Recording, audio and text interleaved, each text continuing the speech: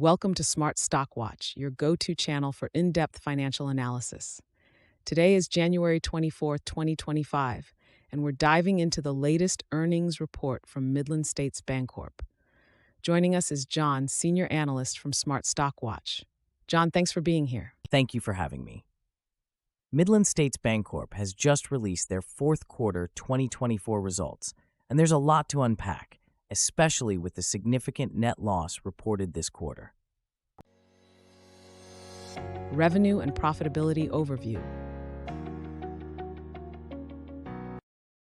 Let's start with the financial highlights. Midland States Bancorp reported a net loss of $54.8 million for the fourth quarter of 2024. John, what are the key factors contributing to this loss? The primary driver of the net loss was the significant charge-offs and provisions for credit losses, particularly related to their Lending Point and Green Sky consumer loan portfolios. Despite these challenges, the company managed to maintain a net interest margin of 3.19%, which is an improvement from the previous quarter. That's interesting. How did their adjusted pre-tax, pre-provision earnings fare this quarter? Adjusted pre-tax, pre-provision earnings came in at $21.5 million, down from $27.5 million in the prior quarter. This decline reflects the impact of the strategic decisions to address credit quality issues. Credit quality and strategic actions. Midland States Bancorp took some decisive actions regarding their loan portfolios.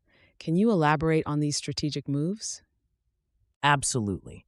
The company sold its $87.1 million Lending Point consumer loan portfolio, recognizing significant charge-offs and provisions for credit losses. They also committed to selling their $371.7 million Green Sky portfolio. These actions are part of their strategy to exit non-core consumer loan portfolios and focus on improving credit quality. How did these actions impact their credit quality metrics? The net charge-offs on loans were $102.7 million, and the provision for credit losses was $93.5 million. These figures highlight the extent of the credit issues they are addressing, but also show their commitment to cleaning up the balance sheet. Operational efficiencies and future outlook. Despite the challenges, there are some positive notes in the report. Can you tell us more about the operational efficiencies and future outlook? Wealth management revenue increased to $7.7 million, reflecting growth in trust and estate fees. Net interest income also rose to $56.3 million, thanks to an expanded net interest margin. CEO Ludwig mentioned positive trends in new client additions and believes the company is well-positioned for solid financial performance in 2025. That's encouraging. What are their plans moving forward?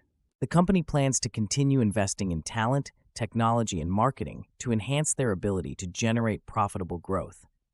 They are also tightening credit standards to prevent future credit quality issues. EPS forecast and analyst expectations. Let's discuss the earnings per share. Analysts had forecasted an EPS of 70 cents. How did Midland States Bancorp perform in this regard? The actual adjusted EPS was a loss of 2.52 cents, which is a significant miss compared to the forecast. This discrepancy is largely due to the substantial provisions for credit losses and the strategic decisions to exit certain loan portfolios. What does this mean for investors? While the EPS miss is concerning, it's important to consider the long-term benefits of their strategic actions. The focus on core banking operations and improved credit quality could lead to better performance in the future. Key takeaways. In summary, Midland States Bancorp faced a challenging quarter with a net loss of $54.8 million and an adjusted EPS of $2.52, missing the forecast of 70 cents. However, they have taken significant steps to address credit quality issues and focus on core operations. John, any final thoughts? Investors should keep an eye on how these strategic actions play out in the coming quarters. The company's focus on improving credit quality and expanding core banking services could position them well for future growth. Thank you, John, for your insights, and thank you to our viewers for tuning in. If you found this analysis helpful, please like, share, and subscribe to Smart Stock Watch. We'd love to hear your thoughts on Midland States Bancorp's performance in the comments below.